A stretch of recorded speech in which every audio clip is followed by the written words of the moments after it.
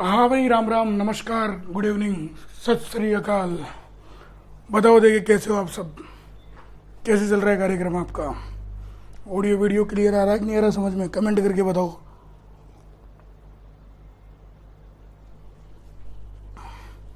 बहुत बढ़िया। आशीष जोनवाल जी, सभी का स्वागत है भाई। आ जाओ फटाफट और कमेंट करके बता दो कैसे हो मामा जी। मामा कैसे लग गया भाई मैं। हाँ नित्यानंद भाई, कैसे लग गए मामा तेरे। नैनो गोदारा, पूनम यादव, सुनील नेहरा, आ जाओ फटाफट आ जाओ। मैच देखेंगे फिर आज, घमासान मैच आज। चलो आ जाओ। कृष्णा ओझा, नीतू जी, सीमा चौधरी, पीयूष, सभी का स्वागत है भाई। बहुत बहुत स्वागत, वंदन, अभिनंदन।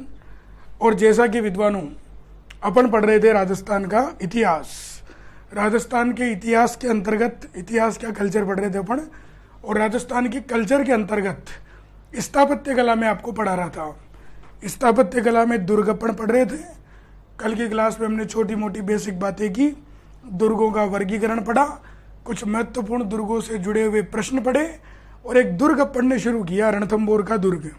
मैंने आपको बताया कि जून 2013 में राजस्थान के 6 दुर्गों को यूनेस्को ने विश्व धरोहर की सूची में शामिल किया, और उन 6 दुर्गों को सबसे पहले अपने को याद करना है, उन 6 दुर्गों को सबसे पहले अपने को पढ़ना है। तो उन्हीं 6 दुर्गों की रूपरेखाओं को बहुत ढंग से और बहुत तरीके से समझने के लिए अब क्लास शुरू करते हैं। कल तक जो पढ़ाया उसमें कोई दिक्कत हो तो पूछ लो पहले 2 मिनट। कल तक जो आपको पढ़ाया उसमें कोई दिक्कत हो तो पूछ लो, देखिए 2 मिनट। कलम ने जो है वो कौन सा दुर्ग शुरू कर दिया था, रणथंभौर, ये वाला दुर्ग शुरू कर दिया था पढ़ने कल। तो कल तक जो पढ़ाया कोई दिक्कत हो तो पूछ लो, नहीं तो बिल्कुल। सर लाइट जलाओ, आप बहुत डार्क दिख रहे हो। अरे मोहित निर्वाण तो पीठ पीछे बहुत मजे लेता बताया हमारे यार है। तेरे से करेंगे गुप्त मंत्रणा, करेंगे तेरे से बाद में। निधि शर्मा जी नमस्ते, नमस्ते भाई। पूर्वा शर्मा, सुमित कुमार मीणा। सर आपने बताया था कि किलो और शहरों जोधपुर है, किलो का शहर जोधपुर है, बिल्कुल सही है। जयपुर जोधपुर दोनों आ जाए तो क्या करना है, कल बताया था ना जोधपुर करना है, क्योंकि प्रश्न आया हुआ है परीक्षा में, जोधपुर को राइट माना गया है। ठीक है ना। चलिए साहब, पूछ लिया करो जो प्रश्न पूछना हो, ऐसे मत किया करो पूछूं मना थोड़ी करूंगा। फीस जमा करा रखी है आपने, है? मेरे को रहना ही नहीं रहना जयपुर में, बताओ देखे। कल तक की जो बात बताई वो समझ में आई कि नहीं आई आप लोगों के। अच्छा नहीं आई, अच्छा नहीं, कोई दिक्कत नहीं है, बहुत बहुत आभार। चलो तो शुरू करा फटाफट, क्योंकि फिर मैच देखना है आज सीएसके और आरसीबी को भयंकर मैच है। और कुंडा जीता रहे होते आज, आपान जीता नहीं है आरसीबी ने, ठीक है ना। सीएसके बहुत ट्रॉफी जीत चुकी पहली, लेकिन वापसी करने का मौका आरसीबी को पहली बार मिल रहा है। आरसीबी वालों की किस्मत आपके जैसे ही है बिल्कुल, है जैसे बेरोजगारों की किस्मत होती है। बरसात का साया है, 18 ओवर में जीतना है, 18 रन से जीतना है, तो बड़ा मजा आने वाला है मैच में। ऐसे मैच देखने भी चाहिए, ठीक है। हाँ तो अभी ठोस वोस होने वाला है, शायद हो गया होगा। चलो तो चलो करते हैं शुरू कार्यक्रम। देखो साहब, आप बात कर रहे हैं रणथंभौर दुर्ग का बारे में। देखो साहब, रणथंभौर दुर्ग की रूपरेखा मथा ने बतायो, और मथा ने क्या बतायो कि रणथंभौर दुर्ग सवाई माधोपुर जिला में स्थित है, ठीक है। फिर आप बात करी कि रणथंभौर की आकृति कैसी है, अंडाकार। रणथंभौर के उपनाम कौन कौन से हैं, तो दुर्गाधिराज, मैं 10 बार समझाया था ना कि दुर्गों का सिरमौर भले ही चित्तौड़ को कहते हो, दुर्गों का तीर्थ स्थल बड़े हो चित्तौड़ को कहते हो, भले ही हम पढ़ते हो कि गढ़ तो चित्तौड़गढ़ बाकी सब गढ़ैया, लेकिन दुर्गाधिराज अगर पूछेगा तो उत्तर क्या आएगा साहब यहाँ पर, उत्तर क्या आएगा यहाँ पर, तो उत्तर आएगा रणथंभौर दुर्ग, ठीक है। कौन सी श्रेणी का दुर्ग है, तो एरण। मैंने कल बताया था कि एरण क्या होता है, अरण्य क्या होता है, वन दुर्ग क्या होता है, सब समझा दिया आपको। एरण नहीं आई तो फिर गिरिदुर्ग करना है। और राजस्थान का एकमात्र ऐसा दुर्ग है जिसमें मंदिर भी है, मस्जिद भी है और गिरजाघर भी है, ठीक है। 8 तक की बात समझ में आ गई था। अब आगे बढ़े यहाँ पर, और आगे की जो सामान्य रूपरेखा है जो पीपीटी में डाल दिया था कि एडवांस में, वह भी मता ने समझा दूँ। देखो सा, रणथंभौर दुर्गरा बारा में एक लोकोक्ति, एक कहावत बड़ी प्रमुखता से पढ़ी जाती है। जब रणथंभौर के चौहान पढ़ाए थे इतिहास में, तब भी मैंने ये लाइन आपको लिखवाई थी। लाइन है कि रण लड़ियो रणनीति सु रणथल रणथंभौर और हट राख्यो हमीर रो कट कट खांगा गोर। इस लाइन का मतलब समझो कि रणथंभौर दुर्ग की शौर्य वीरता के बारे में कुछ बातें कही जाती है, कुछ तथ्य कहे जाते हैं, और एक दोहा है जो रणथंभौर की शौर्य वीरता को, इसके इतिहास को बड़ा चढ़ाकर प्रस्तुत करता है। और दोहा पढ़ने लिखा है कि रण लड़ियो रणनीति सु रणथल रणथंभौर और हट राख्यो हमीर रो कट कट खांगा कोर। इसका मतलब समझो। देखो इस दोहे में रण कितनी बार है, 1 बार, 2 बार, 3 बार और 4 बार, और हर बार रण का मतलब अलग अलग है। यहाँ पर मैं आपको समझा देता हूँ। अब कमेंट बिल्कुल बंद कर दो और चीज़ों को जो है वो बहुत, सर मेरे क्वेश्चन का आंसर नहीं दिया आपने, ओल्ड स्टूडेंट को इग्नोर कर रहे हो आप सर। अरे नहीं चौधरी जी ऐसे थोड़ी करेंगे, हमें रहना है नहीं रहना जयपुर में। सर क्रांति और विद्रोह में क्या अंतर होता है वो तो बताएंगे ना, जब पढ़ेंगे जब बताऊंगा आपको। अभी बता दूंगा, लास्ट में याद दिला देना है ना।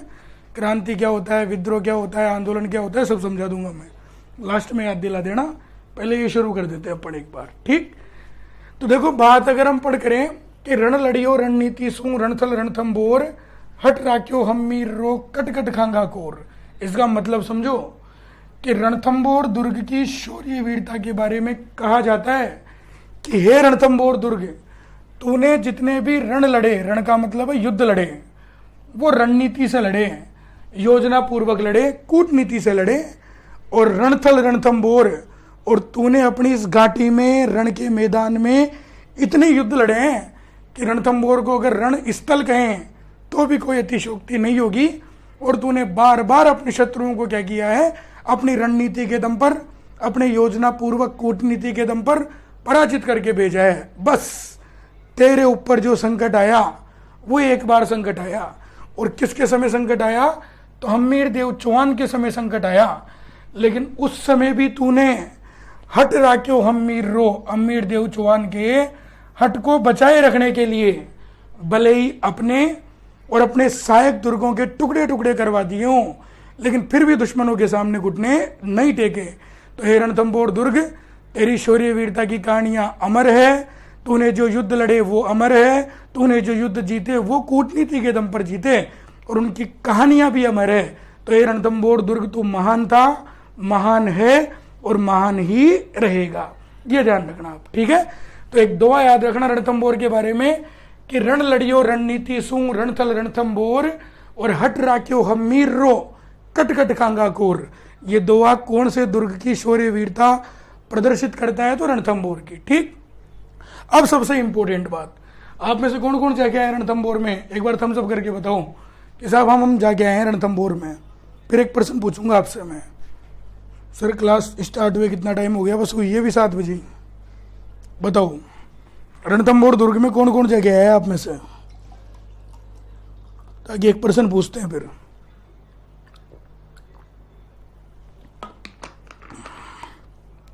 बताओ।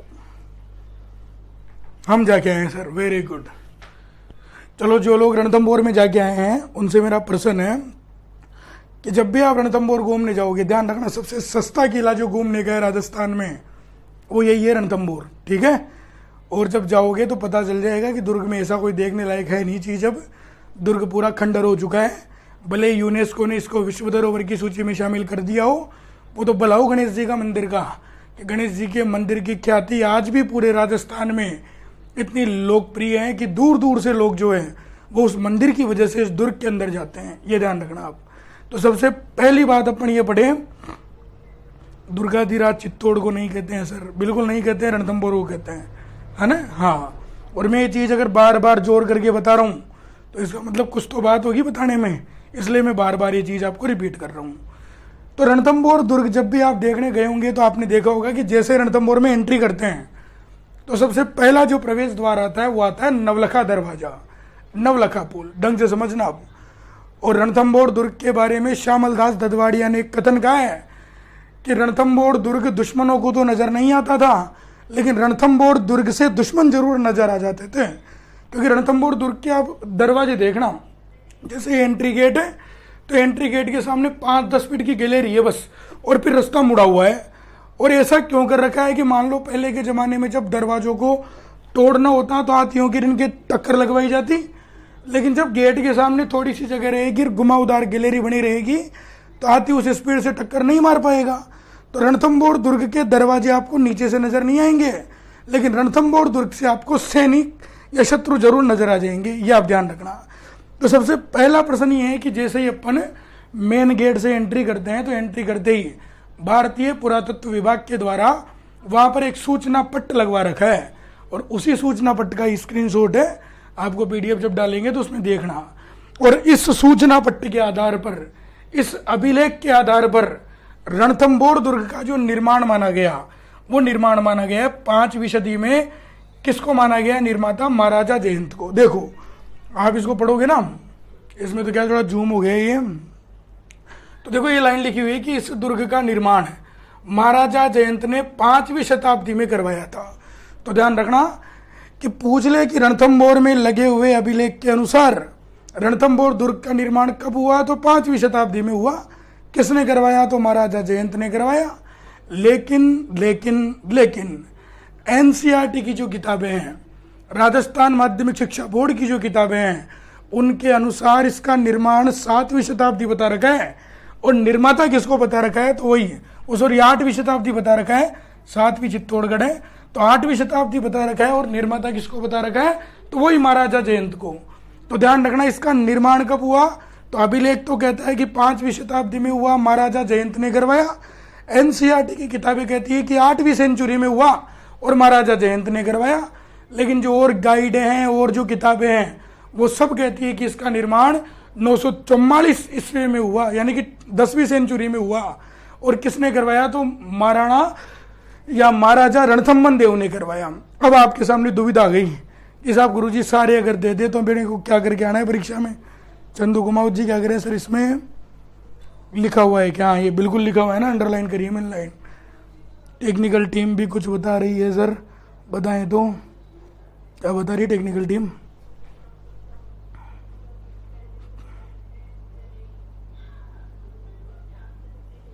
वैसे टेलीग्राम पे डलवा देंगे पीडीएफ, घबरा क्यों रहे हो आप, ठीक है ना? वैसे गूगल से डाउनलोड करोगे तो भी सूचना पट्ट आ जाएगा। तो ध्यान रखना इस चीज को। अब दुविधा क्या हो गई कि तीन चीजें आ गई आपके सामने कि निर्माण 5वीं शताब्दी जयंत करके आए, 8वीं शताब्दी जयंत करके आए, या 10वीं शताब्दी रणथंभन देव करके आए हैं। तो ध्यान रखना सबसे पहले इसी को टिक करना है। अगर तीनों ऑप्शन में भी आ जाए तो सबसे पहले इस लाइन को टिक करके आना है। ये लाइन ऑप्शन में नहीं आई तो फिर सेकंड लाइन को प्रायोरिटी देनी है, और जब दोनों ही ऑप्शन में नहीं आई तो फिर थर्ड लाइन को प्रायोरिटी देनी है। तो बिल्कुल क्रम के अनुसार ये चीजें मैंने लिख रखी है। तो रणथंभौर की शौर्य वीरता के बारे में दोहा पढ़ते हैं, और रणथंभौर के निर्माण के बारे में अभिलेख कहता है कि 5वीं सेंचुरी में जयंत ने करवाया। एनसीईआरटी की किताबें कहती है कि 8वीं सेंचुरी में महाराजा जयंत ने करवाया, और अन्य गाइडर, अन्य जो स्रोत है वो कहते हैं कि 10वीं शताब्दी में रणथंभन देव ने इस किले का क्या करवाया? निर्माण करवाया। ठीक, फिर अपन आगे की बात करें, ये पीपीटी में डाल दी थी आपके एडवांस में, यहां से समझना शुरू करते हैं अब, और बिल्कुल ध्यान देते हुए समझना है। जितनी चीजें आपने पढ़ी है उनका भी टेस्ट होगा आज। देखो ये जो पहला दरवाजा है रणथंभौर किले का, यह है नवलखा दरवाजा। नाम नवलखा होने से कोई 9 लड़ियों के हार वार ये नजर नहीं आएंगे, नाम ऐसे होते थे। मैं कोचिंग में पढ़ाने जाता था और उस कोचिंग के एक बड़ा सारा हॉल था, और उस हॉल का नाम था डायमंड हॉल। तो जैसे मैं पहली बार गया तो वहाँ जो टाइम टेबल बनाते उन्होंने कहा कि आपकी क्लास डायमंड हॉल में है। तो मैंने सोचा, मैंने कहा यार गजब का नाम है, गर्मी वर्मी में ऐसे वैसे लग रही होगी, शानदार होगा काम। मैं पहुँच गया, वहाँ जाके देखा तो कूलर भी लगा हुआ नहीं था, पंखे लगे हुए थे, चद्दर लगे हुए थे, और ऊपर जो है वो पंखे वंखे चल रहे थे और कबूतर उड़ रहे थे। तो नाम पे नहीं जाना कभी भी, ये ध्यान रखना है, ठीक है? उसके बाद उस क्लास में जब भी मैं पढ़ाने जाता हूँ एक तौलिया लेके जाता हूँ साथ में, पसीने पसीने पहुँचने के लिए। तो बैकग्राउंड ब्लू है, नोट्स नहीं निकाल रहे हैं, हार्ड कॉपी बैकग्राउंड।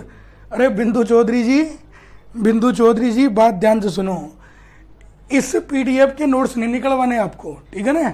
अगर आप नए विद्यार्थी हो, 1-2 दिन से क्लास से जुड़ रहे हो, तो इस पीडीएफ के नोट्स नहीं निकलवाने आपको। जैसे जैसे आपकी क्लासें कंप्लीट होगी, टॉपिक कंप्लीट होगा, तो हस्तलिखित नोट्स की पीडीएफ जो है अपलोड करवा दी जाएगी, और उसके नोट्स निकलवाना आप, ठीक है ना? तो इसके नोट्स लिखने वाले की गुस्ताखी करना भी मत, चिंता मत करो, आरसीबी की बैटिंग आएगी। चलो बहुत बढ़िया बात है। तो देखो इधर अपन ने क्या पढ़ा कि जो रणथंभौर का मुख्य प्रवेश द्वार है वो नवलखा पोल है, जिसे हम नवलखा दरवाजा कहते हैं। अब सबसे इंपॉर्टेंट बात यहां पर मैं बता रहा हूं आपको कि देखो जी, राजस्थान में नवलखा के नाम से और भी काफी चीजें हैं जो अलग अलग जगह और अलग अलग तथ्यों के अनुसार पढ़ी जाती है। ग्रेड सेकंड में आया हुआ प्रश्न है ये तो, कि नवलखा पोल, नवलखा दरवाजा कौन से दुर्ग में, तो रणथंभौर दुर्ग में। ये आपको पता होना चाहिए कि रणथंभौर दुर्ग का जो मेन एंट्री गेट है उसका नाम है नवलखा पोल, नवलखा दरवाजा। लेकिन राजस्थान में नवलखा के नाम से और भी अलग अलग चीजें हैं जो अलग अलग जगह मौजूद है, अलग अलग जगह स्थित है। अब वो कौन कौन सी है तो साथ के साथ याद करवा देता हूं। देखो, एक आता है राजस्थान में नवलखा बुर्ज। क्या आता है? नवलखा बुर्ज। एक है राजस्थान में नवलखा भंडार, नवलखा भंडार। एक है राजस्थान में नवलखा मंदिर, नवलखा मंदिर। इसके अलावा एक है राजस्थान में नवलखा बाग, नवलखा बाग। एक है राजस्थान में नवलखा झालरा, नवलखा झालरा। एक है राजस्थान में नवलखा झील, राजस्थान में क्या है? एक नवलखा झील। एक है राजस्थान में नवलखा बावड़ी, नवलखा बावड़ी। एक है राजस्थान में नवलखा किला। और अगर हम बात करें तो सबसे इंपॉर्टेंट जो है वो है राजस्थान में नवलखा महल। तो देखो, राजस्थान में नवलखा के नाम से कितनी चीजें विद्यमान हैं और सब चीजें अलग अलग जगह मौजूद है। आपको मैं बता दूं, ढंग से समझना आप, कि विद्वानों नवलखा दरवाजा पूछे तो रणथंभौर दुर्ग करके आना है। अच्छा, बुर्ज किसे कहते हैं? तो देखो मैं आपको एक चित्र बता देता हूं, बार बार चित्र आएगा, बुर्ज बुर्ज बुर्ज। तो बुर्ज हम किसे कहेंगे? देखो साहब, बुर्ज की अगर अपन बात करें ना, तो देखो दुर्ग की जो दीवारें होती है, ढंग से देख लेना इस चित्र को, कि दुर्ग की जो दीवार होती है उस दीवार पर इस प्रकार की बाहर निकली हुई अर्ध गोलाकार आकृतियां बनी रहती है। दुर्ग की जो दीवार होती है उस दीवार पर अर्ध गोलाकार बाहर की तरफ उभरी हुई बनी हुई आकृतियां रहती है। जैसे ये बनी हुई दीवार जा रही है, सोनारगढ़ किला ही है, इसके देखो ये बाहर की तरफ अर्धवृत्ताकार दीवार बनी हुई है, फिर ये अर्धवृत्ताकार बनी हुई है, फिर ये अर्धवृत्ताकार बनी हुई है, फिर ये अर्धवृत्ताकार बनी हुई है। तो ये जो दीवार पर अर्धवृत्ताकार बाहर की तरफ निकली हुई इमारतें होती है, ये स्थान, ये बुर्ज कहलाते हैं। इन्हें हम क्या कहते हैं दोस्तों? इन्हें हम बुर्ज कहते हैं। आंदोलन के दौरान गुंदोज के ठाकुर ने, हाँ बिल्कुल सही कह रहे हो अविनाश शर्मा जी, ये अपने कहां से आ गए? अभी ये पढ़ाएंगे जब बात करेंगे। ऋतुराज जी ने क्या कर दिया? दोबारा करो कमेंट, समझा नहीं मैं, ऊपर गया कमेंट, दोबारा कर दो। बिल्कुल नवलखा बावड़ी सब पढ़ेंगे अभी, चिंता मत करो। तो बुर्ज किसे कहते हैं? कि दुर्ग की दीवार पर चारों तरफ जो उभरी हुई आकृति होती है उसे हम स्थानीय भाषा में, राजस्थानी भाषा में क्या कहते हैं? बुर्ज कहते हैं साहब। राजस्थान में सबसे ज्यादा बुर्जों वाला किला कौन सा है? तो सोनारगढ़ किला है। लेकिन यहां पर जो अपन बात कर रहे हैं वो बात अपन ये कर रहे हैं कि राजस्थान में नवलखा बुर्ज और नवलखा भंडार, ये दोनों कहां पर है? तो चित्तौड़ के किले में। ढंग से समझना ये बात। ये दोनों कौन से दुर्ग में मौजूद है? चित्तौड़गढ़ दुर्ग में मौजूद है। फिर बात करें राजस्थान में नवलखा मंदिर, तो नवलखा मंदिर है पाली में। देखो पाली के अंदर वैसे भी काफी सारे मंदिर और भी मौजूद हैं, ढंग से समझ लेना, कान खोलकर तुलनात्मक तरीके से बात कर रहे हैं। देखो पाली के अंदर एक तो जगह पड़ती है गाणेराव। कौन सी जगह पड़ती है? गाणेराव। और पाली के अंदर जो गाणेराव नामक स्थान है, यहां पर तो बना हुआ है मूछाड़ा महावीर का मंदिर। कौन से महावीर का मंदिर है? मूछाड़ा महावीर का मंदिर। इसके अलावा पाली में एक जगह पड़ती है रणकपुर। कौन सी जगह पड़ती है? रणकपुर। और रणकपुर के अंदर बना हुआ है रणकपुर का जैन मंदिर।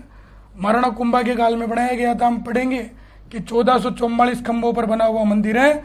और पटवारी में प्रश्न आया था कि कौन से जैन तीर्थंकर को समर्पित है? तो आदिनाथ जी, ऋषभ देव जी को समर्पित मंदिर है ये। एक पाली में जगह पड़ती है सेवाड़ी, और सेवाड़ी के अंदर भी बने हुए हैं जैन मंदिर। और विद्वानों ध्यान रखना कि पाली के अंदर जो जगह है सेवाड़ी, ये सेवाड़ी के जैन मंदिर राजस्थान के प्रथम भूमित शैली के मंदिर माने जाते हैं। जब मंदिर पढ़ाऊंगा तब मंदिर निर्माण की शैलियां पढ़ेंगे अपन, तो वहां पर एक शैली पढ़ाऊंगा भूमित शैली। तो राजस्थान में भूमित शैली के सबसे प्राचीन मंदिर अपने को कहाँ से प्राप्त होते हैं? तो सेवाड़ी पाली से। और कौन से मंदिर प्राप्त होते हैं? तो जैन मंदिर। तो वहाँ क्या खोलो वो ढंग से समझो। पाली के अंदर नवलखा मंदिर भी है, गाणेराव पाली के अंदर मूछाड़ा महावीर का मंदिर भी है, रणकपुर पाली के अंदर रणकपुर का जैन मंदिर भी है, और सेवाड़ी पाली के अंदर जो जैन मंदिर हैं वो भूमित शैली के सबसे प्राचीन मंदिर राजस्थान में माने जाते हैं और पढ़े जाते हैं। ठीक, फिर और बात करा तो नवलखा बाग कहाँ पर है? तो भरतपुर में। ध्यान रखना, नवलखा बाग कहाँ पर है? भरतपुर में। नवलखा जालरा कहाँ पर है? तो जोधपुर में। अच्छा एक बात बताओ कि जालरा किसे कहते हैं? कौन बताएगा कमेंट करके? आने दो कमेंट, बताओ जालरा किसे कहते हैं?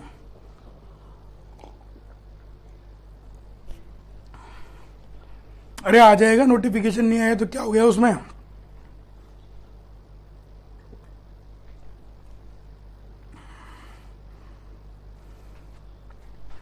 देखो मैं अविनाश शर्मा जी आपके प्रश्न का आंसर देता हूं। अविनाश शर्मा जी प्रश्न पूछने की लोक परिषद शाखा के, तो गुंदोज लोक परिषद शाखा कोई थी नहीं, मारवाड़ लोक परिषद शाखा जरूर थी मारवाड़ में, ये ध्यान रखना आप। विजय सिंह पथिक ने जो है वो मारवाड़ लोक परिषद की स्थापना की थी राजस्थान राज्य लोक परिषद की तर्ज पर, ये ध्यान रखना। तो गुंदोज लोक परिषद है ही नहीं कोई सी भी।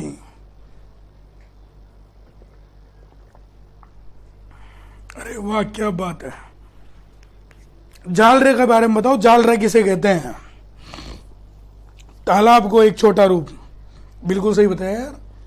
देखो जालरा किसे कहते हैं? तो ऐसा महल, ढंग से समझना, ऐसा महल जो जल स्रोत के बीच में बना हुआ है, ऐसा कमरा जो जल स्रोत के बीच में बना हुआ रहता है, उस कमरे को, उस जल स्रोत को हम क्या कहते हैं? जालरा कहते हैं। पानी का जो टाका होता है उसे हम राजस्थानी भाषा में जालरा कह सकते हैं। और एक जालरा है नवलखा जालरा, जो कहां पर है? जोधपुर के अंदर है। फिर है नवलखा झील, नवलखा झील है बूंदी में। नवलखा बावड़ी डूंगरपुर में। और ये पढ़ाया था जब डूंगरपुर का इतिहास पढ़ाया था मैंने, कि प्रेमल देव ने इसका निर्माण करवाया था नवलखा बावड़ी का। इसके अलावा नवलखा किला कहां पर है? तो झालावाड़ में। कहां पर है नवलखा किला? झालावाड़ में। अब प्रश्न पूछ रहा हूं मैं आपसे, पढ़ाया हुआ प्रश्न है जो इतिहास में मैंने आपको पढ़ाया था, उससे संबंधित बात करते हैं अपन शुरू। देखो जी विद्वानों, ध्यान से सुनो। राजस्थान में एक प्रश्न पूछा गया था कि राजस्थान में काष्ठ महल कहां पर है? तो वहां क्या खोल समझ लीजिए कि राजस्थान में जो काष्ठ महल है वो भी कहां पर था? झालावाड़ में। मैंने पढ़ाया था आपको जब झालावाड़ के चौहान पढ़ाए थे, जो झालावाड़ का इतिहास पढ़ाया था, तो झालाओं के बारे में बताया था मैंने आपको। और एक राजा पढ़ाया था, एक वहां का ठाकुर पढ़ाया था राजेंद्र सिंह, याद करो अगर आपको याद हो तो। तब मैंने आपको समझाया था कि काष्ठ महल का निर्माण झालावाड़ में करवाया गया था। लेकिन अगर यहीं पर प्रश्न घुमा के पूछ ले कि नवलखा किला भी झालावाड़ में और काष्ठ महल भी झालावाड़ में, लेकिन प्रश्न घुमा के पूछ ले कि काष्ठ महल तो झालावाड़ में है, बताओ राजस्थान में काष्ठ मंदिर कहां पर है? जो ये बता देगा वाकई में इंटेलिजेंट है वो।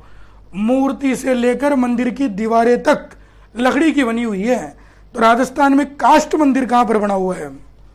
कमेंट करके बताओ।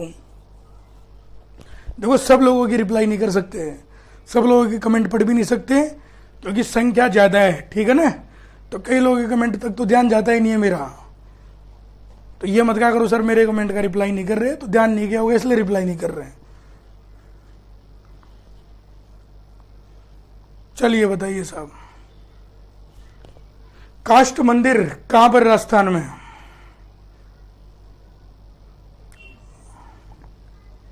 हमारी नहीं करवाए सर, करवा देंगे जिनके बेच में नहीं करवाए। बेराट में काष्ठ में? अरे यार मूर्खों, किसी का भी राइट आंसर नहीं है यहाँ। कमेंट दमादम चल रहे हैं लेकिन राइट आंसर किसी का भी नहीं है अभी तक।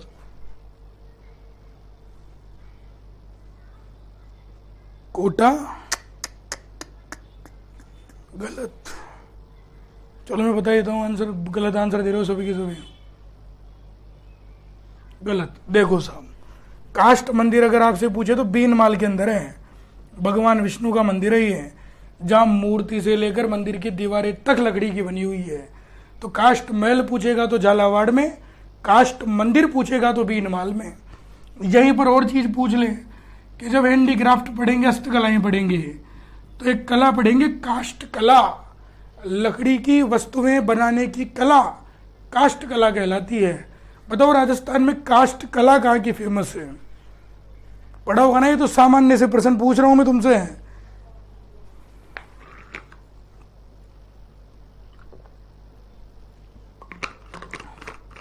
काष्ठ कला कहाँ की फेमस है राजस्थान में? बहुत बढ़िया। और फिर तुम मेरे से प्रश्न पूछते हो, एक का भी राइट आंसर नहीं आ रहा। तुम्हें यह नहीं पता कि राजस्थान में काष्ठ कला कहाँ की फेमस है। चलो कोई बात नहीं, इससे ये पता लगता है कि अपन ने जीके कभी पढ़ी नहीं ढंग से। अपन ने जो जीके हैं वो कभी ढंग से पढ़ी नहीं, कभी ध्यान दिया ही नहीं। बिल्कुल अनिशा जी का बिल्कुल राइट आंसर है यहाँ पर। 1 महीने में पूरी होगी भाई आर्ट एंड कल्चर, 1 सवा महीना लगेगा, ठीक है ना। चरता पता बिल्कुल सही है, बस्सी चित्तौड़ की फेमस है। कहाँ की फेमस है ये? बस्सी चित्तौड़गढ़ की। लेकिन अगर पीटीआई का पेपर देखोगे, शारीरिक शिक्षक भर्ती का, तो उसमें स्पष्ट रूप से एक प्रश्न पूछा गया था कि काष्ठ कला तो बस्सी चित्तौड़गढ़ की फेमस है, लेकिन राजस्थान में लकड़ी के खिलौने, राजस्थान में लकड़ी के खिलौने कहाँ के फेमस है? और लकड़ी के खिलौने पर्टिकुलर ऑप्शन में दे दे और पूछ ले तो फिर बस्सी चित्तौड़गढ़ नहीं करना, फिर आपको टिक करके आना है उदयपुर। राजस्थान में लकड़ी के खिलौने कहाँ के फेमस है? तो उदयपुर के। तो आंखें खोल लो, देखो साहब, नवलखा दरवाजा रणथंभौर में, नवलखा बुर्ज और भंडार चित्तौड़ के किले में, नवलखा मंदिर पाली में, लेकिन पाली में और भी मंदिर है। गाणेराव के अंदर मूछाड़ा महावीर का, रणकपुर के अंदर रणकपुर का जैन मंदिर, सेवाड़ी के अंदर जैन मंदिर है जो भूमित शैली के प्राचीन मंदिर माने जाते हैं। नवलखा बाग भरतपुर में, नवलखा जालरा जोधपुर में, नवलखा झील बूंदी में, नवलखा बावड़ी डूंगरपुर में, नवलखा किला झालावाड़ में, काष्ठ महल भी झालावाड़ में, लेकिन काष्ठ मंदिर भी इनमाल में, काष्ठ कला बस्सी चित्तौड़गढ़ की, और लकड़ी के खिलौने पूछे तो उदयपुर के। अब सबसे इंपॉर्टेंट बात, नवलखा महल। सबसे इंपॉर्टेंट बात कौन सी कर रहे हैं अपन अब? नवलखा महल को लेकर। और ये क्यों इंपॉर्टेंट है? मॉडर्न हिस्ट्री के प्रश्न पूछ रहे थे ना अभी भाई, जिनको प्रश्न पूछना ही नहीं आया, अब बहुत सीधा सा प्रश्न पूछूंगा, शायद पढ़ाए वो भी होगा आपको या सुना भी होगा आपने। आपका भी सही था, बिल्कुल राइट है।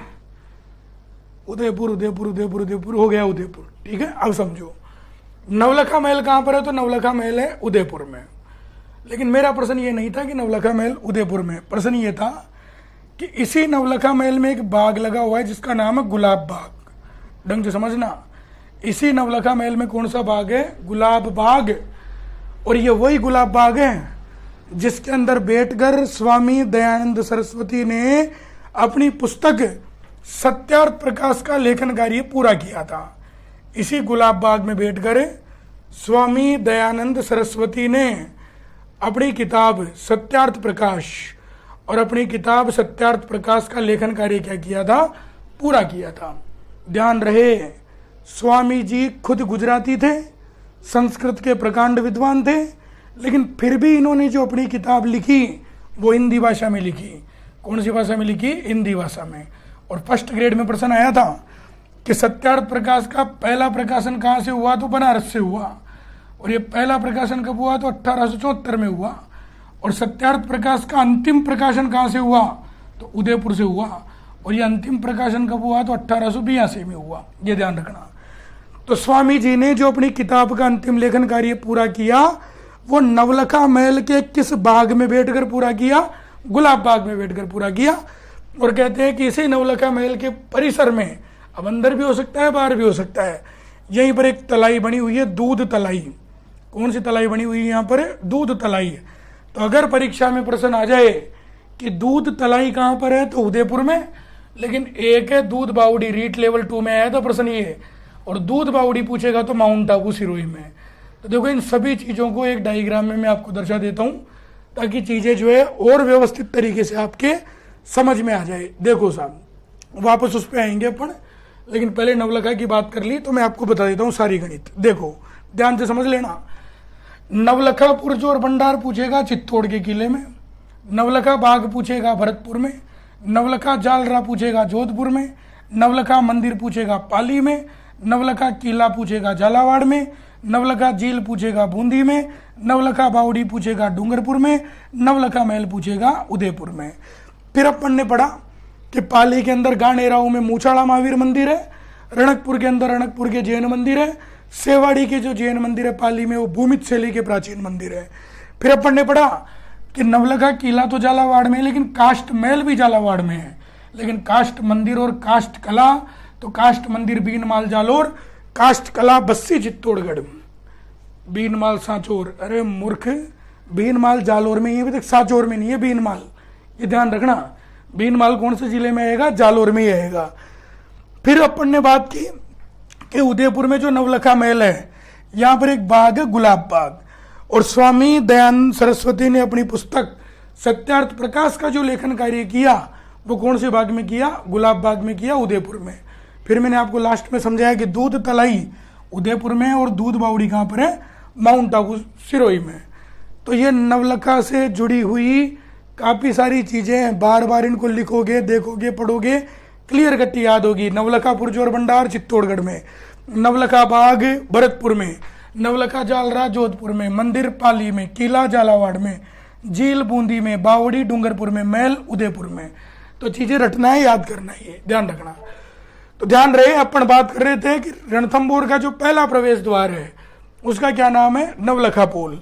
लेकिन सबसे इंपॉर्टेंट बात ध्यान रखना कि नवलखा पोल का जो जीर्णोद्धार करवाया वो जयपुर के राजा ने करवाया, जिसका नाम था जगत सिंह सेकंड। तो जयपुर के राजा जगत सिंह सेकंड ने इस नवलखा दरवाजे की पुनः मरम्मत करवाई थी। और इतिहास में अगर आपको याद हो तो जब राजस्थान का एकीकरण हुआ उस समय रणथंभौर पर आमेर के राजाओं का अधिकार था, ये मैंने आपको पढ़ाया था ढंग से। तो ये चीज भी ध्यान रखनी है। जब आमेर का इतिहास पढ़ाया था अपन ने बात की थी कि जब रणथंभौर का दुर्ग जयपुर के राजा माधो सिंह को सौंपा गया था तो कोटा का राजा शत्रुसाल नाराज हो गया था और एक युद्ध हुआ था बंटवाड़ा का युद्ध।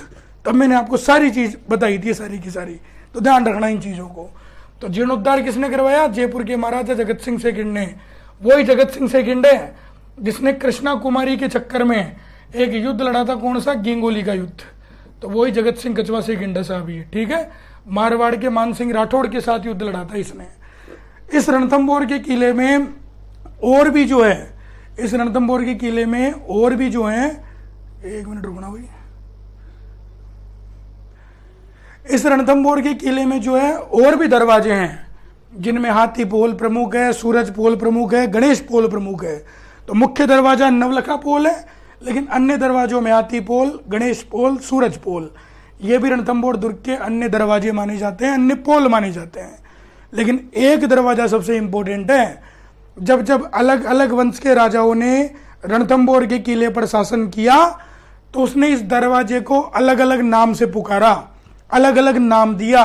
और वो जो इंपॉर्टेंट दरवाजा है वो है तोरण द्वार, जिसे हम त्रिपोलिया दरवाजा भी कहते हैं और अंधेरी दरवाजा भी कहते हैं। कहते हैं कि जब चौहान वंश के राजा यहाँ पर शासन कर रहे थे उस समय इसे तोरण द्वार कहा जाता था।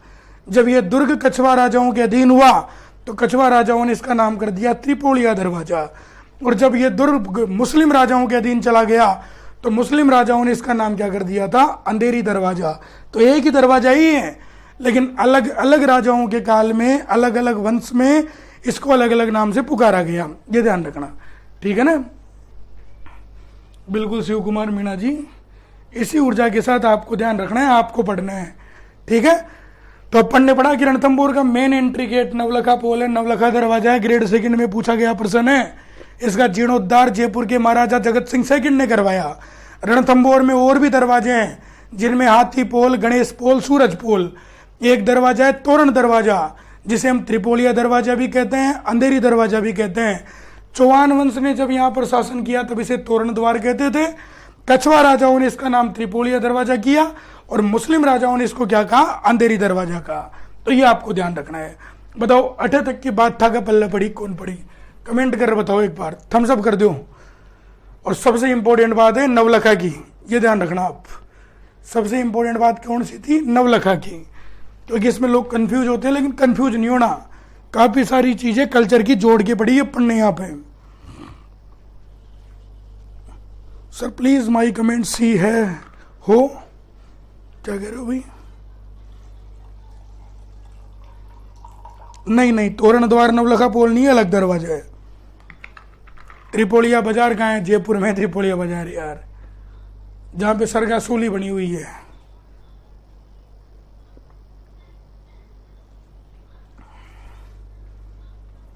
चलो साहब, चला आगे।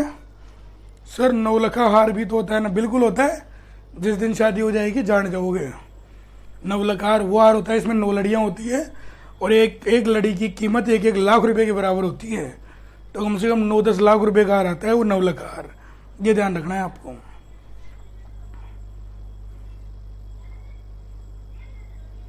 क्लियर है गुरु जी? चलो साहब, क्लियर गट्टा की बात समझ में।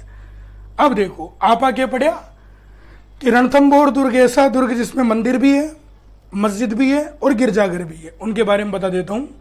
देखो रणथंभौर दुर्ग में जो मंदिर है वो तो त्रिनेत्र गणेश जी का मंदिर है, बिल्कुल पता है आपको।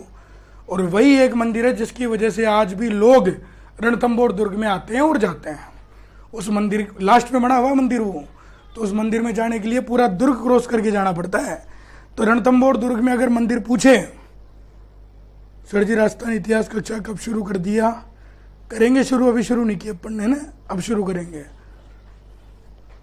सर आज पानी नहीं पी रहे, आज तो कोल्ड ड्रिंक कर रहे हैं, ग्लूकोन डी पीना पड़ता है, सारे दिन पढ़ाते हैं तो बेहोश हो जाएंगे चक्कर खा के। तो एनर्जी तो रहनी चाहिए शरीर में। तो देखो बात आपा क्या करा कि रणथंभौर दुर्ग, ढंग से समझ लो। यहीं पर थोड़ा सा मैं आपको समझा देता हूँ कि रणथंभौर दुर्ग में मंदिर भी था, रणथंभौर दुर्ग में मस्जिद भी और रणथंभौर दुर्ग में गिरजाघर भी। ये अपन ने पढ़ा, ये प्रश्न आता है कि कौन सा दुर्ग है जिसमें मंदिर, मस्जिद और गिरजाघर है? तो रणथंभौर। देखो साहब, मंदिर की बात करें तो गणेश जी का मंदिर है, त्रिनेत्र गणेश जी का मंदिर।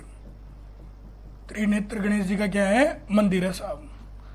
और मैं थाने विस्तार पूर्वक समझा दूं कि ये जो त्रिनेत्र गणेश जी का मंदिर है, एक तो ये राजस्थान का सबसे प्राचीन गणेश मंदिर है। गणेश जी का सबसे पुराना मंदिर पूछे तो रणथंभौर के त्रिनेत्र गणेश जी का मंदिर है। दूसरी बात, सर एक नवलखा बाग करौली में भी है क्या? भरतपुर में पढ़ा है यार, गाइड में पढ़ा है तो गलत पढ़ा है। वीर सिंह जाटव जी आपका कमेंट आया था, भी टेक्निकल टीम ने भेजा था मेरे को, आपका ही था शायद वो एक पीडीएफ दोनों क्लासों में क्यों डाली? तो वो इसलिए डाली क्योंकि वही तो मुद्दा पढ़ाया था अपन ने पहली क्लास में उनके बारे में समझा था और कल उनके बारे में मैंने आपको लिखवाया था। तो इसलिए पहली और दूसरी क्लास में सेम पीडीएफ इसलिए डाली है, उससे आगे की पीडीएफ आज की अलग से डालेंगे अपन। तो घबराया मत करो आपने। हाँ, बरवाड़ा का चौथ मंदिर भी वो अलग है, चौथ का बरवाड़ा अलग है, ठीक है ना, वो ध्यान रखना। तो सबसे प्राचीन गणेश जी का मंदिर है साहब त्रिनेत्र गणेश जी का मंदिर। दूसरी बात कि इस मंदिर का निर्माण किसने कराया? तो वही महाराजा जयंत ने करवाया। किसने करवाया? महाराजा जयंत ने करवाया।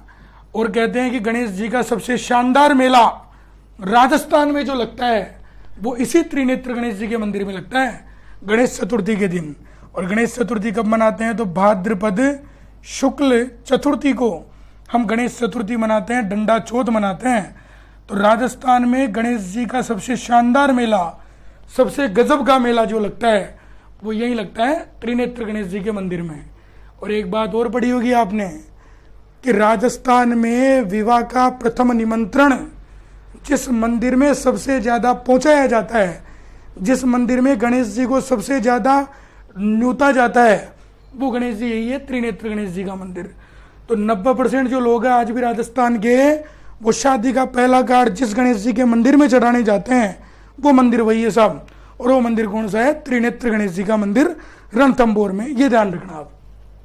तो मंदिर की बात करें तो सबसे प्राचीन मंदिर है, महाराजा जयंत ने निर्माण करवाया। और गणेश जी का सबसे प्रमुख मेला गणेश चतुर्थी के दिन, भाद्रपद शुक्ल चतुर्थी के दिन इसी मंदिर में लगता है। मस्जिद की अगर बात करें तो देखो, हालांकि दरगाह है लेकिन धार्मिक पूजा का एक स्थान है मुस्लिम समुदाय से संबंधित, तो उसको मस्जिद भी कह सकते हैं अपन। और इसके अंदर एक दरगाह बनी हुई है, सूफी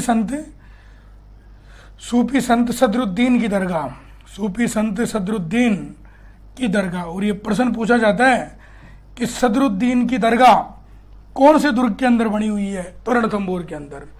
तो मुसलमानों का भी आध्यात्मिकता का एक प्रमुख केंद्र हो गया। और एक है गिरजाघर। तो देखो मैं आपको बताऊं कि रणथंभौर दुर्ग में 2 महल, एक तो जोगी महल और एक है सुपारी महल। आपको मैं बता दूं, अगर आपने कभी संत संप्रदाय पढ़े हों तो देखो, जोगी कहते हैं नाथ पंथियों को। नाथ संप्रदाय के जो संत होते हैं उन्हें हम जोगी कहते हैं, जैसे गोरखनाथ, मच्छंदरनाथ, ठीक है। तो नाथ पंथी जो साधु महात्मा होते हैं उन्हें हम क्या कहते हैं? जोगी। तो कहते हैं कि चौहान राजाओं ने नाथ पंथी साधुओं को शरण देने के लिए एक महल बनवाया था जिसे जोगी महल कहते हैं, और एक महल और बनवाया पास में, सुपारी महल, जहां पर ईसाई धर्म के लोगों को, ईसाई धर्म के पंडितों को, ईसाई धर्म के जो पोप होते हैं उनको शरण देने का काम किया। और ईसाई लोगों ने जिस महल में शरण ली वो सुपारी महल था। तो इसी सुपारी महल के अंदर क्या बना हुआ है? गिरजाघर बना हुआ है।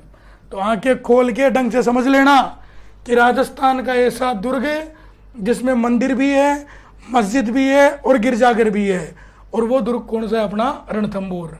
गणेश जी के डोक दे लो सबसे पहले तो, ठीक है ना, यही लगाएंगे परीक्षा में बेड़ा पार। तो त्रिनेत्र गणेश जी की मूर्ति है साहब, देखो 1, 2 और 3, ये 3 नेत्र गणेश जी की मूर्ति में, तो ये त्रिनेत्र गणेश जी की मूर्ति है।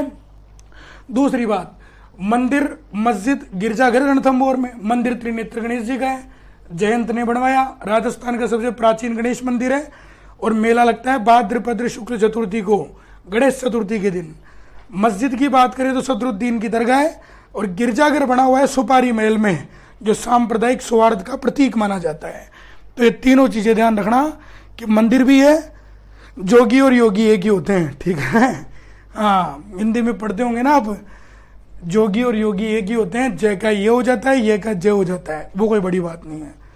गुरुजी मौज आ रही है, मौज तो आसी, क्यों को नासी मौज, इतनी फीस जमा करवाया हो, इतनी बढ़िया प्लेटफॉर्म पर जुड़े हो, तो मौज तो आवली, मौज क्यों को ना आवली भाई, चिंता ही मत करो। तो ये अपन ने बात किसके बारे में कर ली? मंदिर, मस्जिद और गिरजाघर के बारे में, ठीक।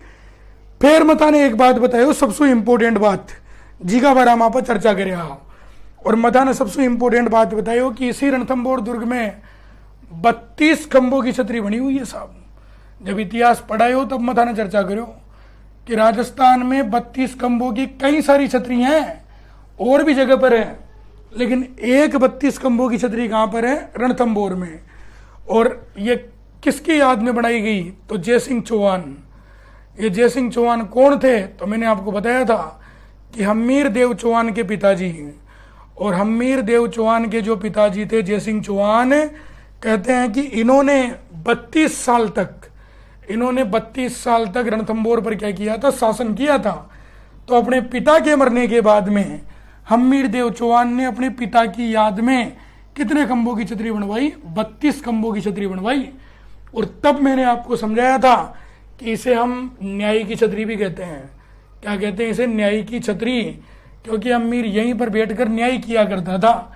और इसी को कुछ लोग हम्मीर की कचहरी भी कहते हैं।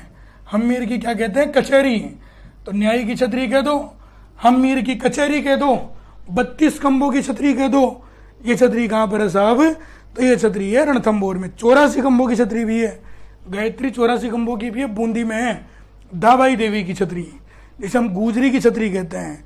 80 खंभों की मूसी महारानी की अलवर में है, 32 खंभों की और भी है। एक मैंने पढ़ाई थी जगन्नाथ कछवा की छतरी मांडल भीलवाड़ा में, वो भी 32 खंभों की छतरी थी। तो ध्यान रखो इन चीज़ों को। सभी जी क्या कह रहे हैं? चौहान वंश नहीं करवाया सर जी। अरे तो करवा देंगे सभी जी, पटवारी बेच में नहीं करवाया तो बिल्कुल पढ़ा देंगे, घबरा क्यों रहे हो आप? कुत्ते की छतरी भी है रणथंबोर में। ये किसने पूछा है? कमल बोरा जी ने। कुत्ते की छतरी देखो रणथंबोर में नहीं, देखा जाए तो सवाई माधोपुर कभी जाओगे ना तो सवाई माधोपुर जंक्शन के पास में पड़ती है वो कुत्ते की छतरी, जो कुक्कुड़ा घाटी के अंदर बनी हुई। लेकिन कुत्ते की ऋण की याद नहीं करनी, ये याद कर लोगे जो ही बहुत है। अच्छा, भारत के इतिहास की एक बात बताता हूँ यहाँ पर कि देखो, एक तो आती है न्यायी की छतरी, जो 32 खंभों की छतरी है, रणथंबोर में हम्मीर देव चौहान ने बनवाई थी अपने पिता जयसिंह चौहान की याद में। लेकिन जब कभी भारत का इतिहास पढ़ोगे तो एक अपन पढ़ते हैं न्यायी की जंजीर। क्या पढ़ते हैं? न्यायी की जंजीर पढ़ते हैं एक। और न्यायी की जंजीर का संबंध कौन से मुगल बादशाह से है? तो जहांगीर से। आपने पढ़ा होगा कि जो मुगल बादशाह थे जहांगीर ने क्या किया था कि अपनी न्याय व्यवस्था को मजबूत करने के लिए अपनी राजधानी आगरा के अंदर जो आगरा का किला बना हुआ था, उस आगरा किले के बुर्ज पर एक बड़ी सारी घंटी लगवाई, ठीक है, और जहाँ तक यमुना नदी का मुहाना है तो आगरा के किले के बुर्ज पर एक घंटी लगवाई और एक जंजीर बंधवाई सोने की, और ये जंजीर बंधवा दी यमुना नदी के मुहाने तक, और इस जंजीर में छोटी छोटी घंटियां लगवाई। और जहांगीर ने ऐलान करवा दिया कि मेरी राजधानी क्षेत्र में किसी भी व्यक्ति को कभी भी न्याय की गुहार लगानी हो, कभी भी न्याय के बारे में अगर राजा तक सूचना पहुंचानी हो और आपातकाल न्याय के लिए दरबार लगवाना हो, तो व्यक्ति क्या करेगा, इस जंजीर को खींचेगा। जैसे ही वो जंजीर को खींचेगा तो ये सभी घंटियां बजेगी, और सभी घंटियां बजेगी तो आगरा बुर्ज के ऊपर जो मुख्य घंटी लगी हुई है वो भी बजेगी, और जैसे ही वो मुख्य घंटी बजेगी तुरंत आपातकालीन दरबार बुलाया जाएगा और फरियादी की फरियाद सुनकर तुरंत उसको न्याय प्रदान किया जाएगा। इसलिए इस जंजीर को क्या कहा गया, न्याय की जंजीर कहा गया। लेकिन जहांगीर ने छोटे छोटे अक्षरों में नीचे लिखवा दिया था, नियम व शर्तें लागू, terms and condition are apply, और ये लिखवा दिया था कि न्याय की गुहार के लिए तो इसको खींच देना, लेकिन अगर किसी ने बिना बात इसको खींच दिया तो उसको मैं खींच दूंगा। तो न्याय की जंजीर तो लगवाई, लेकिन न्याय की जंजीर का प्रयोग किसी भी फरियादी की सुनवाई के लिए नहीं किया गया। और कभी अगर आपने भारत का इतिहास और पढ़ा है तो औरंगजेब के बाद में जब उत्तर मुगल काल चला, उधरता हुआ मुगल काल, तो उस समय अंग्रेजों ने, उस समय मुगलों ने इस जंजीर को बेचकर अंग्रेजों का कर्जा चुकाया था। तो ये चीज ध्यान रखना। आप अकबर ने थोड़ी लगाई थी, जहांगीर ने लगाई थी। नित्यानंद महावर जहांगीर ने लगाई थी, अकबर ने नहीं लगाई है ना। करेक्शन करना इस चीज को। तो न्याय की जंजीर अलग है और न्याय की छतरी अलग है, ये भी ध्यान रखना। इसके अलावा जब मैंने आपको रणथंभौर के चौहान पढ़ाए, जिस बैच में नहीं पढ़ाया उनको पढ़ाऊंगा, इसलिए ये मत कहना हमें नहीं पढ़ाया। तो अपन ने पढ़ा था अमीर देव चौहान की मालवा विजय, और मैंने तब भी बताया था, नहीं बताया तो यहां पर सुन लो। हमीर देव चौहान ने मालवा विजय के उपलक्ष्य में इस रणथंभौर दुर्ग में एक भवन बनवाया था जिसका नाम था पुष्पक भवन। क्या नाम था उसका? पुष्पक भवन। तो मालवा विजय के उपलक्ष्य में हमीर देव चौहान ने रणथंभौर दुर्ग में क्या बनवाया था? पुष्पक भवन बनवाया था साहब। और इसी रणथंभौर दुर्ग में अधूरी छतरी बनी हुई है, महाराणा सांगा की। पढ़ाया था मैंने आपको, कर्मावती ने जिसका निर्माण करवाया था। तो ध्यान रखना, सांगा की अधूरी छतरी, सांगा का जो अधूरा स्वप्न है वो भी रणथंभौर दुर्ग में मौजूद है। सर राजस्थान ज्योग्राफी वाली पीडीएफ, यार अपन ज्योग्राफी के बारे में मेरे को नहीं पता कुछ भी, है ना।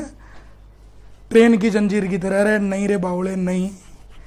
हाँ, ट्रेन की जंजीर की तरह नहीं है, सोने की जंजीर थी। ट्रेन की जंजीर से कहाँ जोड़ रहे हो आप? बिल्कुल बोल देंगे ज्योग्राफी वाले गुरु जी, घबराओ मत आप, ठीक है ना। तो देखो अपन ने क्या पढ़ा यहाँ पर, ये मंदिर मस्जिद गिरजाघर हो गए रणथंभौर में। फिर मैंने बताया कि रणथंभौर दुर्ग में कितने खंभों की छतरी है? 32 खंभों की, जिसे हम न्यायी की छतरी कहते हैं, ये रही छतरी, ठीक है। इसका निर्माण करवाया अमीर देव चौहान ने अपने पिता जयसिंह चौहान की याद में, क्योंकि इनके पिताजी ने 32 साल तक रणथंभौर पर क्या किया था? शासन किया था, ये ध्यान रखना। फिर अपन ने पढ़ा कि इसको अमीर की कचहरी भी कहते हैं। एक भवन बना हुआ है रणथंभौर में, पुष्पक भवन, जिसका निर्माण अमीर ने करवाया था मालवा विजय के उपलक्ष्य में। याद रखना, महाराणा कुंभा ने मालवा विजय के उपलक्ष्य में चित्तौड़ के किले में विजय स्तंभ बनवाया था, और हमीर देव चौहान ने मालवा विजय के उपलक्ष्य में रणथंभौर दुर्ग में पुष्पक भवन का निर्माण करवाया था।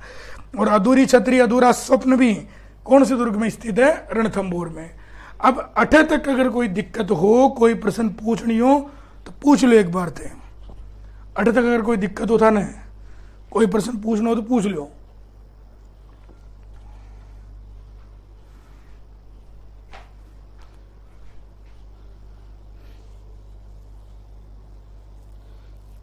तो पुष्पेंद्र जी 2-4 राजवंश करवाए तो बाकी भी करवाएंगे, घबरा क्यों रहे हो? इसमें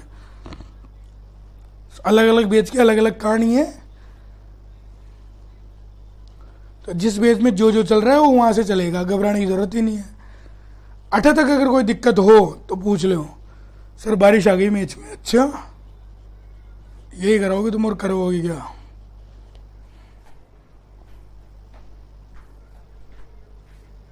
बिल्कुल मोहित निर्वाणी जी चलेंगे, पढ़ने तो सबके कमेंट। दूसरे वेज की नहीं होगी, इसी वेज की होगी निशा। शुभम काम कोई दिक्कत को ना, सही सही उड़वा दो जनकार। चलो साहब बिल्कुल सही है कार्यक्रम।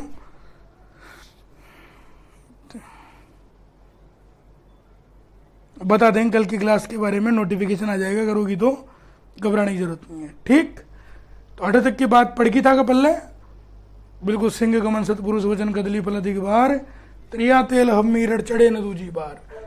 अब आगे की बात करें तो वो भी ध्यान से समझो। देखो जी, इस रणथंभौर दुर्ग में और भी कुछ विशेष महल हैं, कुछ विशेष चीजें हैं जिनके बारे में अपन देख लेते हैं एक बार।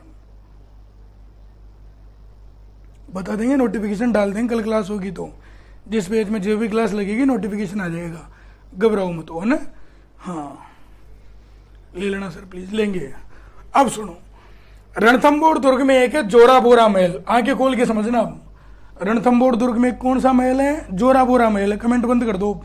एक तो क्या कमेंट इतनी तेज चलते हैं कि इधर भी देखता हूं ना तो नजर एक बार तो इधर जाती है कि क्या तूफान आ गया।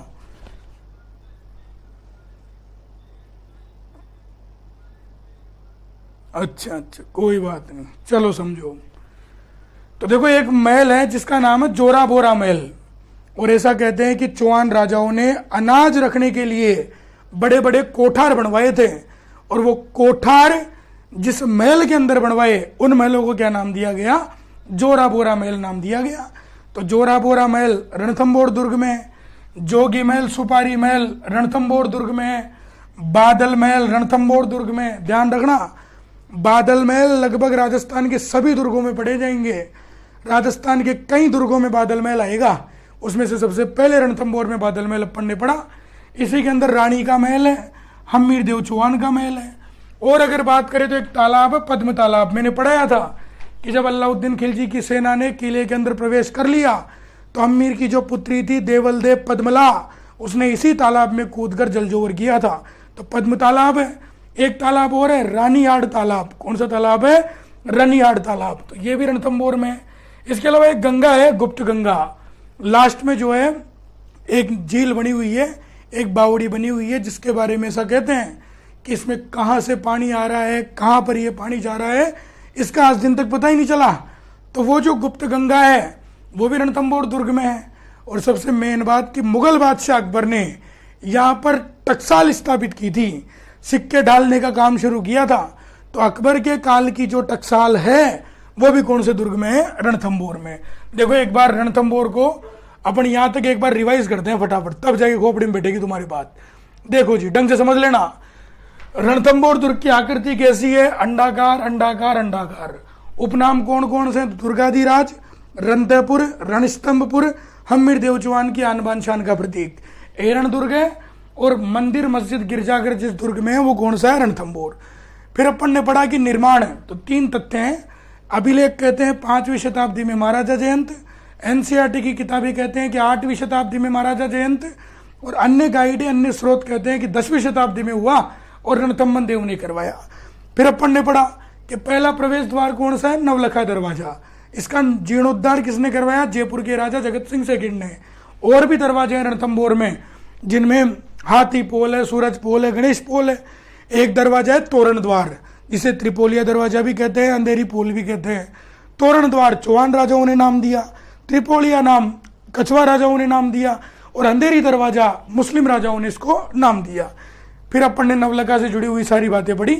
फिर अपन ने पढ़ा कि मंदिर मस्जिद गिरजाघर, तो मंदिर तो गणेश जी का बना हुआ है, मस्जिद के नाम पे सदरुद्दीन की दरगाह है, और गिरजाघर जो है वो कौन से महल में है? सुपारी महल में।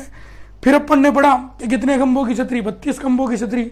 जयसिंह चौहान की छतरी हम्मीर देव चौहान ने बनवाई अपने पिता जयसिंह चौहान की याद में, क्योंकि पिताजी ने 32 साल तक रणथंभौर पर शासन किया था। इसे हम न्यायी की छतरी भी कहते हैं, हम्मीर की कचहरी भी कहते हैं। हम्मीर ने मालवा विजय के उपलक्ष्य में पुष्पक भवन का निर्माण करवाया। सांगा की अधूरी छतरी बनी हुई है। इसके अलावा जोराबोरा महल है, जोगी महल, सुपारी महल है, बादल महल है, हम्मीर महल है, रानी का महल है। इसके अलावा पद्म तालाब है, रानीहाड़ तालाब है, गुप्त गंगा है, और अकबर के काल की क्या बनी हुई है? टकसाल बनी हुई है। तो ये सारी की सारी जो चीजें हैं, सर आप सबके कमेंट देखते हो, मेरे कमेंट नहीं देखते। अरे कुष्मा मीणा जी आपके भी देखते हैं कमेंट, क्यों नहीं देखेंगे कमेंट। तो बात पल्ले पड़ गई। ये सभी जो दर्शनीय स्थल है, जोगी महल, सुपारी महल, जोरा बोरा महल, खूब आते हैं परीक्षा में, तो ये विशेष रूप से ध्यान रखना। इसके बाद अपन बात कर रहे हैं कि रणथंभौर दुर्ग के बारे में कौन कौन से विद्वान ने कौन कौन से कथन कहे हैं। तो 4 विद्वानों के 4 कथन याद रखना। सबसे पहला कथन अबुल फजल का। किसका कथन है? अबुल फजल का।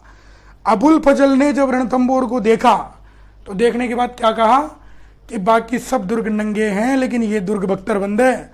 और परीक्षा में सबसे ज्यादा आने वाला प्रश्न ही है, ध्यान रखना, कि जब अबुल फजल ने इस रणथंभौर दुर्ग को देखा तो देखने के बाद क्या कहा कि बाकी सब दुर्ग नंगे हैं लेकिन ये दुर्ग बख्तरबंद है, क्योंकि 7 पहाड़ियों से घिरा हुआ है।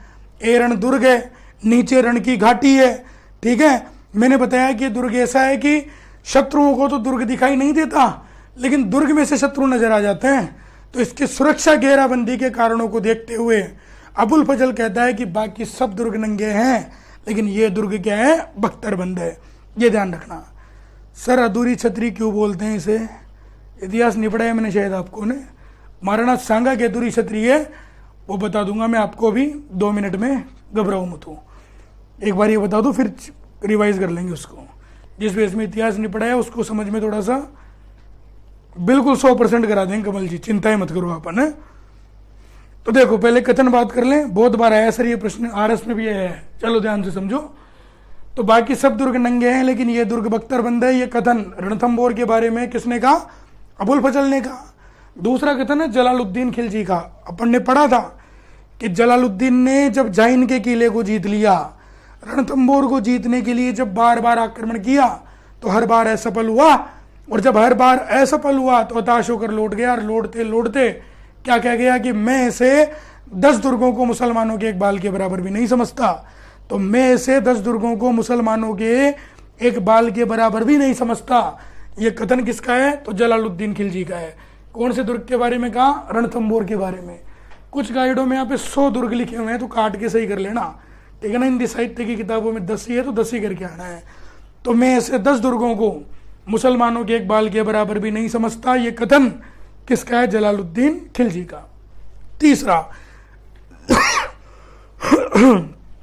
अपन ने पढ़ा था कि जब 1301 में अलाउद्दीन खिलजी रणथंभौर को जीत लेता है तो अलाउद्दीन का एक सेनापति था अमीर खुसरो। ये सारी बातें इतिहास में पढ़ाई हुई है मेरी। और अलाउद्दीन का सेनापति अमीर खुसरो, और अमीर खुसरो ने उस समय कथन कहा था कि आज कुफ्र का गढ़ इस्लाम का गढ़ हो गया। या कुफ्र शब्द का प्रयोग काफिरों के लिए किया गया है, और काफिरों का मतलब है शत्रुओं के लिए। और शत्रु कौन? तो मुसलमानों के लिए हिंदू शत्रु थे, हिंदुओं के लिए मुसलमान शत्रु थे उस समय। तो अमीर खुसरो कहना चाह रहे हैं कि जो रणथंभौर का किला पहले काफिरों की शान हुआ करता था, काफिरों का मतलब चौहानों की, राजपूतों की, हिंदुओं की आन बान शान का प्रतीक हुआ करता था, आज अलाउद्दीन ने उसको जीत लिया है।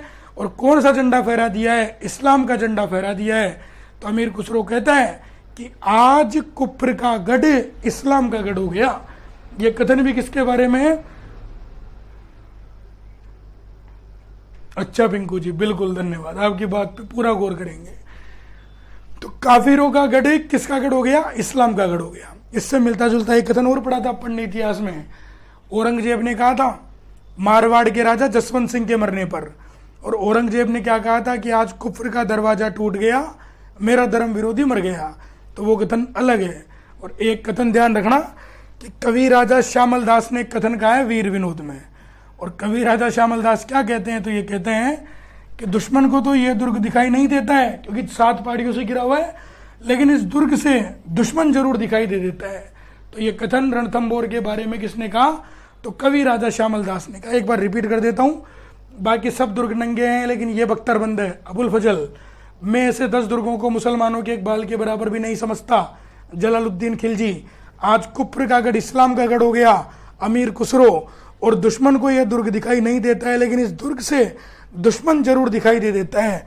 और ये कथन किसका है? कवि राजा श्यामल दास ददवाड़िया का। ये ध्यान रखना। आज कुफ्र का दरवाजा टूट गया, वो औरंगजेब ने कहा था जसवंत सिंह के मरने पर, जसवंत सिंह प्रथम के मरने पर। रवीना चौधरी जी जसवंत सिंह प्रथम था वो, 1678 में उसकी मृत्यु हुई थी, तब कहा था औरंगजेब ने वो कथन। तो जसवंत सिंह सेकंड नहीं आएगा, फर्स्ट आएगा। अब बताओ 8 तक की बात था कि पल्ले पड़ी कौन पड़ी? कमेंट कर बताओ एक बार, थे लोग कमेंट कर बताओ एक बार 8 तक की बात। तो गुरुजी 8 तक की तो पड़ी पल्ले, तो गुरुजी 8 तक की तो पड़ी पल्ले साहब। 8 तक कोई दिक्कत हो, कोई प्रश्न पूछना हो, कोई भी बात हो तो पूछो मेरे से। 1-2 मिनट और ले लेंगे क्लास, कोई दिक्कत नहीं है, जवाब दे देंगे आपका। अंदर चढ़ा दो इस गाड़ी को, ठीक, बताओ।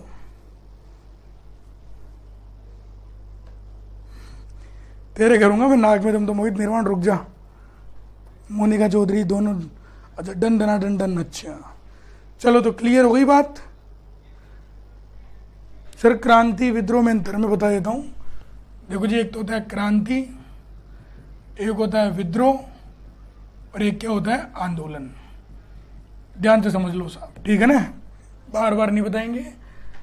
देखो जी, इतिहास की भाषा में क्रांति और विद्रोह तो एक ही चीज है, क्रांति कह दो विद्रोह कह दो एक ही बात है, लेकिन आंदोलन थोड़ा सा अलग हो जाता है इतिहास की भाषा में, ठीक है ना, ये ध्यान रखना। इतिहास की भाषा में 1857 की क्रांति कहो या 1857 का विद्रोह कहो, एक ही बात है, लेकिन आंदोलन थोड़ा सा अलग हो जाता है। और मैंने बार बार बताया, दोबारा बता रहा हूं कि ये सब विरोध में होते हैं। आप किसी व्यक्ति से नाराज हो, किसी तंत्र के खिलाफ आप अपनी नाराजगी व्यक्त कर रहे हो, तो उसी समय आंदोलन होगा, क्रांति होगी या विद्रोह होगा। ध्यान रखना, आपके द्वारा किया गया ऐसा विरोध, ढंग से सुन लेना, आपके द्वारा किया गया ऐसा विरोध जो सरकार को हिला दे, सरकार को सोचने पर मजबूर कर दे, वो तो क्या कहलाता है? आंदोलन। ढंग से समझना, ये हिंसात्मक भी हो सकता है, अहिंसात्मक भी हो सकता है। आपके द्वारा किया गया ऐसा विरोध जो सरकार को हिला दे, प्रशासन को हिला दे, प्रशासन तंत्र को हिला दे, सोचने पर मजबूर कर दे, वो तो क्या कहलाएगा? आंदोलन। लेकिन आपके द्वारा किया गया ऐसा विरोध जो सरकार का तख्ता पलट दे, सरकार बदल दे, वो विरोध आपका क्या कहलाएगा? क्रांति कहलाएगा। जैसे 1857 की क्रांति से पहले भारत में ईस्ट इंडिया कंपनी का शासन था, लेकिन जैसे ही क्रांति हुई, ईस्ट इंडिया कंपनी का शासन क्या हो गया? समाप्त हो गया साहब।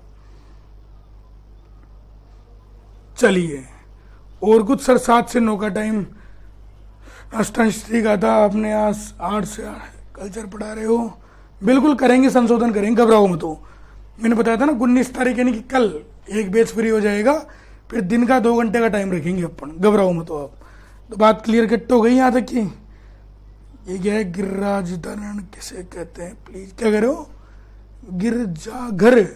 ईसाई धर्म के लोग जहाँ पूजा पाठ करते हैं उनके मंदिर गिरजाघर कहलाते हैं। सर आज सुबह बताया इंडियन हिस्ट्री में। चलिए साहब, ठीक है, तो बिल्कुल आज के लिए इतना ही पर्याप्त है। अब बाकी मैच वेच देखो, भगवान से दुआ करो बरसात रुके, और कौन जीते आज आरसीबी जीते, ठीक है। तो बहुत बहुत धन्यवाद, बहुत बहुत आभार। स्वस्थ रहिए, मस्त रहिए, तंदुरुस्त रहिए, और इसी ऊर्जा के साथ में मेरे साथ जुड़कर राजस्थान की जीके पढ़ते रहिए। धन्यवाद।